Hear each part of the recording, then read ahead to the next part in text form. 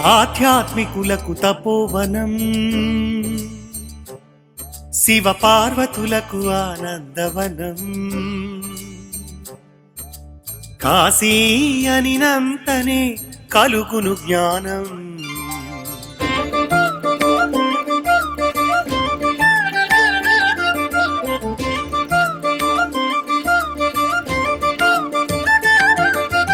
ఆధ్యాత్మికులకు తపోవనం, శివ పార్వతులకు ఆనందవనం. కాశీ అనినంతనే కలుగును జ్ఞానం. ఆధ్యాత్మికులకు తపోవనం కాశీ.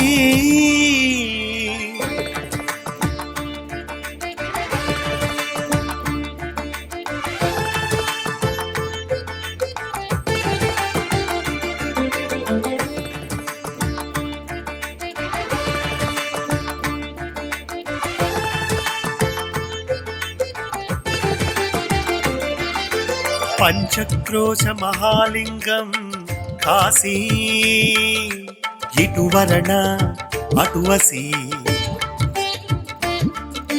పంచక్రోశ మహాలింగం కాశీ, ఇటువరణ అటువసి.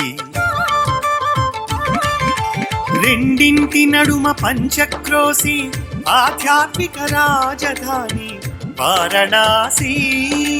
రెండింటి నడుమ పంచక్రోశి, ఆధ్యాత్మిక రాజధాని వారణాసి. ఆధ్యాత్మికులకు తపోవనం, శివ పార్వతులకు ఆనందవనం. కాశీ అనినంతనే కలుగును జ్ఞానం. ఆధ్యాత్మికులకు తపోవనం కాశీ.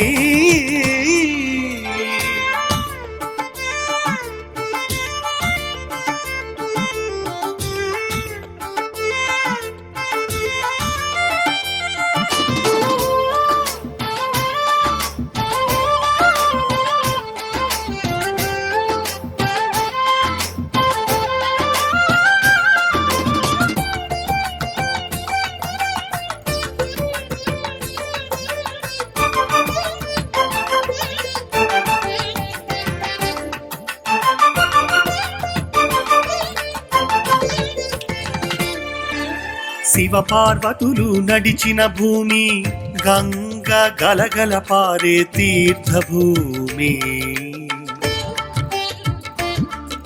శివ పార్వతులు నడిచిన భూమి, గంగ గలగల పారే తీర్థభూమి. దేవతలు కొలువైన దేవభూమి, ప్రళయము తాకని పవిత్ర భూమి. దేవతలు కొలువైన దేవభూమి, ప్రళయము తాకని పవిత్ర భూమి. ఆధ్యాత్మికులకు తపోవనం, శివ పార్వతులకు ఆనందవనం. కాశీ అనినంతనే కలుగును జ్ఞానం. ఆధ్యాత్మికులకు తపోవనం కాశీ.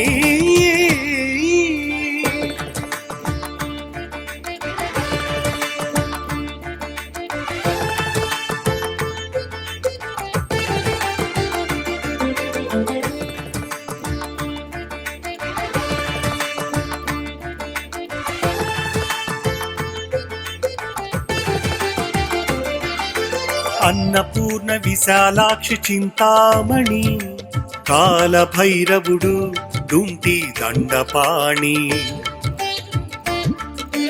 అన్నపూర్ణ విశాలాక్షి చింతామణి, కాలభైరవుడు డుంటి దండపాణి. ఓంకారము కేదారము విశ్వేశ్వర త్రిఖండ విరాజితము వారణాసి. ఓంకారము కేదారము విశ్వేశ్వర త్రిఖండ విరాజితము వారణాసి. ఆధ్యాత్మికులకు తపోవనం, శివ పార్వతులకు ఆనందవనం. కాశీ అనినంతనే కలుగును జ్ఞానం ఆధ్యాత్మికులకు తపోవనం కాశీ కాశీ కాశీ కాశీ. జోషిమఠ పీఠాధిపతులు శ్రీ శ్రీ శ్రీ అవిముక్తేశ్వరానంద స్వామి వారు వారణాసికి ఇచ్చేశారు. వారిని మన ఛానల్ సభ్యుల కోసం అనుగ్రహ భాషణ చేయమని ప్రార్థించాం. వారి దయతో అంగీకరించారు. వీరందరూ వారి అనుగ్రహ భాషను ధరించమని ప్రార్థన.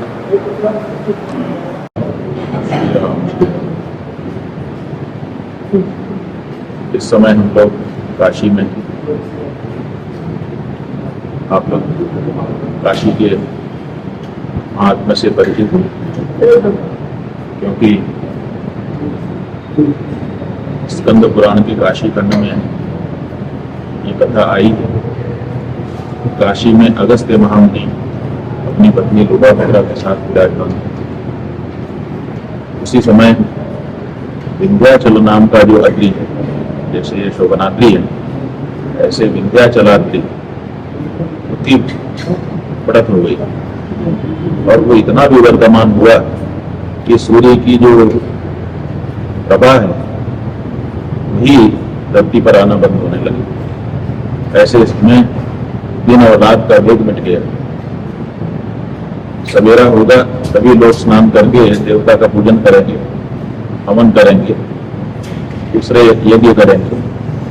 अगर सवेरा ही नहीं होगा तो यज्ञ कैसे होगा, और यज्ञ नहीं होगा तो देवताओं को पोषण नहीं मिलेगा। इसीलिए जब दिन और रात का भेद मिटने लग गया तो देवताओं को बड़ी चिंता हुई। सब लोगों ने काशी आकर के अगस्त्य मुनि से प्रार्थना की। अगस्त्य मुनि ने कहा, ठीक है, वैसे तो काशी छोड़ना नहीं चाहिए, लेकिन देव कार्य सिद्धि के लिए जो कुछ भी हमको करना पड़े हम करने के लिए तैयार हैं। तो वो अगस्त्य मुनि अपनी पत्नी लोपामुद्रा के साथ काशी के अगस्त्य कुंडा स्थान से निकल करके दक्षिण भारत की यात्रा पर निकल गए। रास्ते में विंध्याचल पड़ा। विंध्याचल ने उनको साष्टांग प्रणाम किया लेट करके। जैसा कि आप लोग जानते हैं 8 अंगों का स्पर्श भूमि से होता है, वो प्रणाम अष्टांग प्रणाम कहा जाता है। तो जब उसने साष्टांग प्रणाम किया तो अगस्त्य मुनि ने कहा, विंध्याचल इसी तरह से अभी रुके रहना, जब तक मैं लौट के नहीं आऊं खड़े मत होना।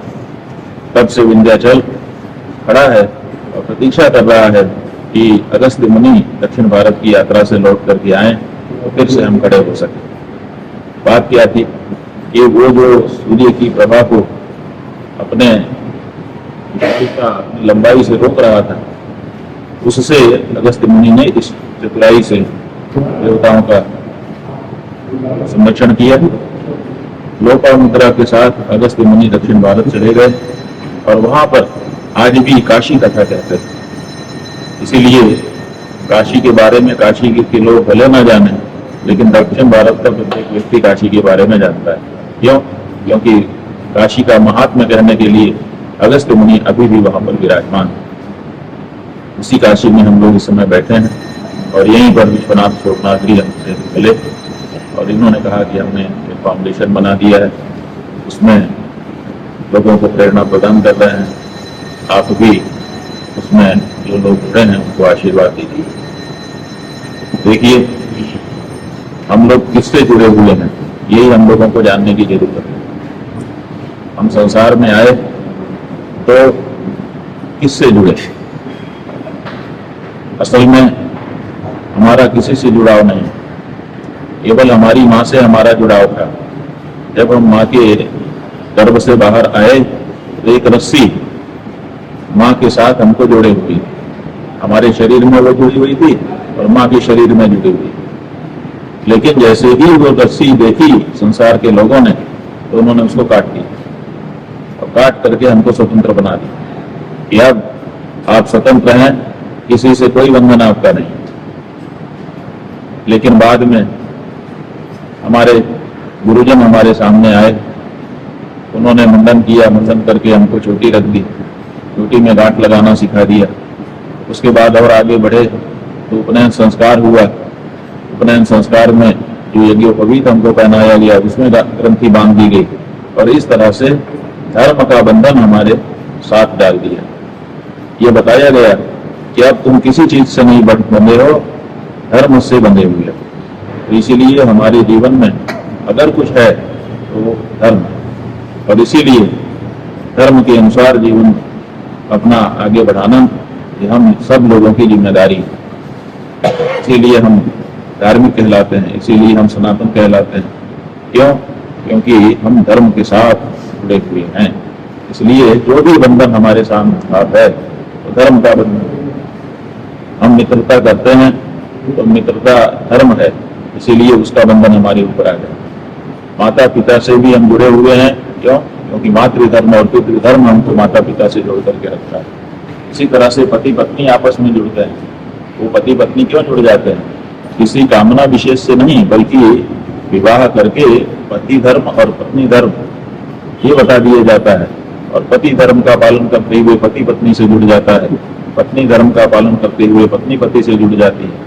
इसी तरह से गुरु से शिष्य, शिष्य से गुरु, इसी तरह से बाकी संसार के जितने भी संबंध हैं ये सब धर्म के संबंध हैं और इन्हीं धर्म के संबंधों को हम लोग अपने जीवन में प्राप्त करके उनका निर्वाह करते हुए अपने जीवन को आगे बढ़ाते हैं। इसलिए असल में हमारा संबंध इस संसार में किसी से नहीं है। अगर संबंध है तो वो धर्म से है और धर्म के कारण बाकी सबसे भी हमारा संबंध है। तो ये जो धर्म है यही हमारे जीवन का सबसे महत्वपूर्ण बिंदु है। ये कहा गया है आहार निद्रा भय संततित्वम समानमेतत् पशुभिर्नराणाम धर्मो हि तेषाम् अधिको विशेषो धर्मेण हीनः पशुभिः समानः। खाना पीना, रोना, डरना, मरना, संतान पैदा करना और इसी तरह के संसार के, दुनिया के दूसरे व्यवहार करना ये तो पशु भी करता है।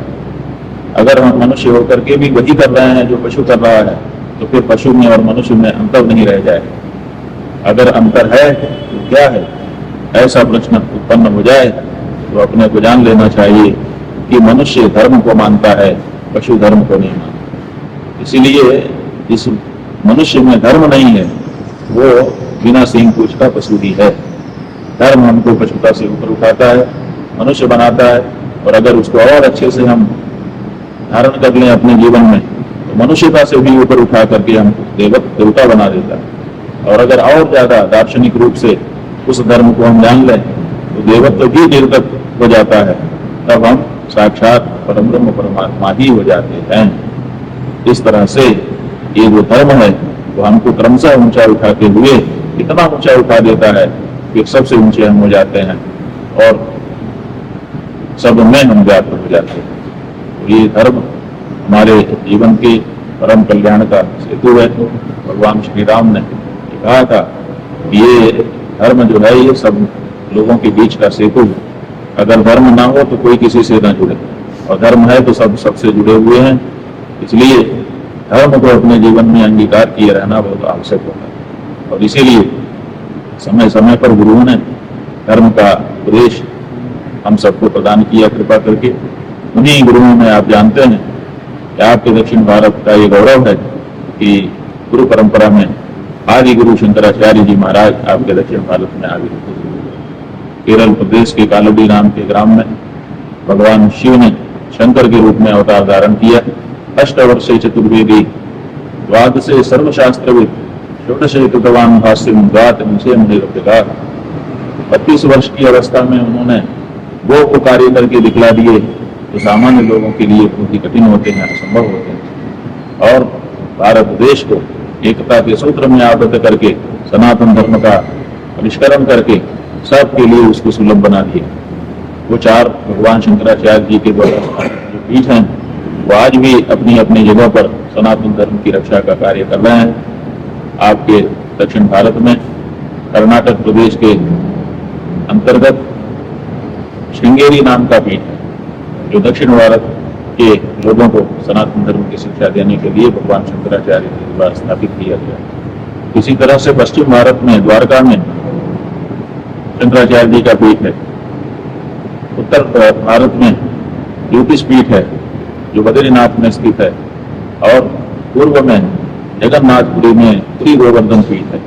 ये 4 पीठ भगवान शंकराचार्य जी ने बनाए हैं। इसमें से जो उत्तर भारत का पीठ है, जो हिमालय में स्थित है, उसका नाम ज्योतिर्मठ अथवा ज्योतिषपीठ है। उसको श्रीमठ भी कहते हैं क्योंकि वहाँ श्री विद्या की आराधना उपासना होती है। भगवान शंकराचार्य जी जब हिमालय में जा करके भाष्य ग्रंथ कर रहे थे, तब उनको वहां पर ज्योति के दर्शन हुए, आत्म ज्योति के दर्शन हुए। इसीलिए उस स्थान का नाम उन्होंने ज्योतिर्मठ रखा और वहीं पर श्री विद्या की आराधना की, इसीलिए उस मठ का नाम श्रीमठ भी कहा जाता है, श्रीपीठ भी कहा जाता है। तो वो स्थान हरिद्वार ऋषिकेश से जब आप हिमालय में ऊपर जाएंगे तो बद्रीनाथ जी के रास्ते में, बद्रीनाथ जी से 48 किलोमीटर पहले ज्योतिर्मठ नाम का स्थान है, जो आजकल जोशी मठ के नाम से प्रसिद्ध है। वहां पर भगवान शंकराचार्य जी के द्वारा स्थापित किया गया उत्तर भारत का जो उत्तरामनाय पीठ है, उसको वहां पर आप जाकर के देख सकते हैं। अनेक तीर्थयात्री आज भी ज्ञान की इच्छा से ज्योतिर्मठ आते रहते हैं और जो वहां पर आते हैं वहां पर हमारे मठ के लोग उनका स्वागत करते हैं और उनके हृदय में जो जिज्ञासा होती है उसका समाधान करने का प्रयास करते हैं। ये बड़ी प्रसन्नता की बात है। ये विश्वनाथ शोभनाद्री जी आप लोगों के साथ हमको जोड़ रहे हैं। ये जो हमारा आपका संबंध इस वीडियो के माध्यम से बन रहा है, ये भी धर्म का ही संबंध है। अन्यथा हमको सुनने की क्या जरूरत है और हमको आपके लिए बोलने की क्या जरूरत है। लेकिन धर्म बीच में है, उसी धर्म की शिक्षा के लिए, उसी धर्म के प्रचार प्रसार के लिए हम आपसे जुड़ रहे हैं और आप हमसे जुड़ रहे हैं। इसलिए ये जो धर्म है, ये हमारे और बीच में, हमारे और आपके बीच में सेतु का कार्य करेगा और निरंतर आपसे हमारा संवाद बनाए रखेगा। हम चाहते हैं कि आज ये जो वार्तालाप आपसे, संवाद आपसे आरंभ हुआ है विश्वनाथ शोभनाद्री जी के माध्यम से, और आगे बढ़े। अगर आप लोग हमसे कुछ भी धर्म के बारे में जानना चाहते हो तो भविष्य में इन्हीं के माध्यम से आप लोग पूछ लीजिएगा। हम जहाँ रहेंगे वहीं पर विश्वनाथ जी हमसे संपर्क करके आपके द्वारा पूछे गए प्रश्नों का उत्तर हमसे प्राप्त करके आप तक पहुँचाएंगे। और अगर कहीं हिंदी भाषा में समझने में आपको कोई तकलीफ होगी तो उसको आपकी भाषा में समझाने का कार्य भी इन्हीं के माध्यम से किया जाए। इनके और इनके कैमरामैन दोनों के लिए शुभकामना करते हुए आप सबके लिए भगवान बद्री विशाल का आशीर्वाद अभिव्यक्त करते हुए यहीं पर मेरा नाम।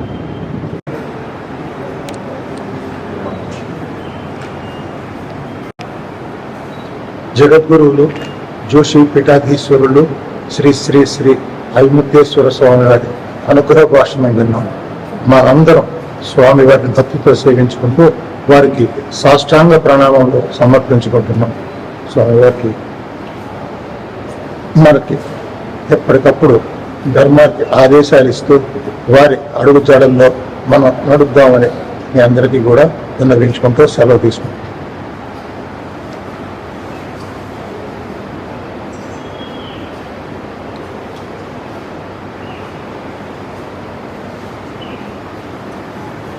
ठीक है जी, कोई कुछ पूछेगा तो हमसे पूछ लेना, फिर बता देना, ऐसे चलता रहेगा। पुलिस से लेना है और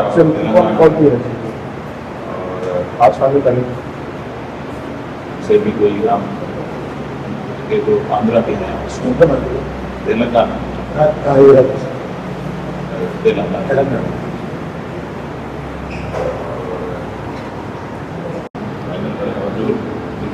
फेसबुक में उसमें అందరికీ నమస్కారం.